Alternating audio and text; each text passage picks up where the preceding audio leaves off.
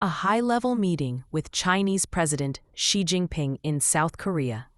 President Donald Trump announced an immediate reduction in U.S. tariffs on Chinese imports, slashing the overall rate from 57% to 47%, and specifically cutting the fentanyl-related tariff from 20% to 10%. This de-escalation is tied to new commitments from China, including the purchase of tremendous amounts of U.S. soybeans and other farm products starting immediately, as well as a one-year delay on export restrictions for rare earth minerals, which Trump described as removing a major roadblock. Trump hailed the agreement as a stepping stone to a comprehensive trade deal to be signed pretty soon, expressing hope that, despite annual renegotiations, it would prove long-lasting and extend well beyond the first year to build a stable economic partnership between the two nations.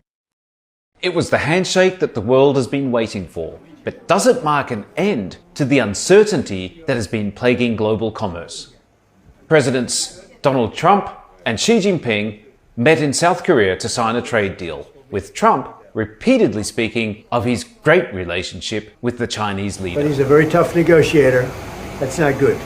But who actually got the better deal? The results were mixed. Trump was forced to back down on several items considered essential by China hawks in Washington.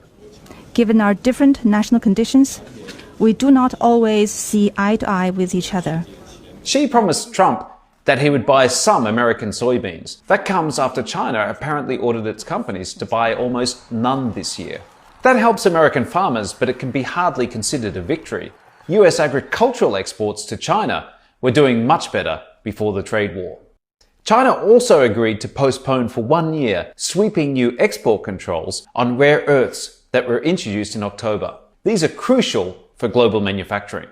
Trump also got a commitment from China to crack down on the export of fentanyl precursors to the US, a key issue for the administration. In return, China got a reduction in tariffs and a suspension of new US port fees on Chinese shipping.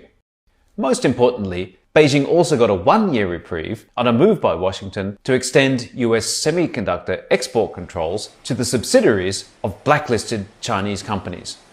Trump repeatedly hailed the success of the meeting, saying that it rated a 12 out of 10.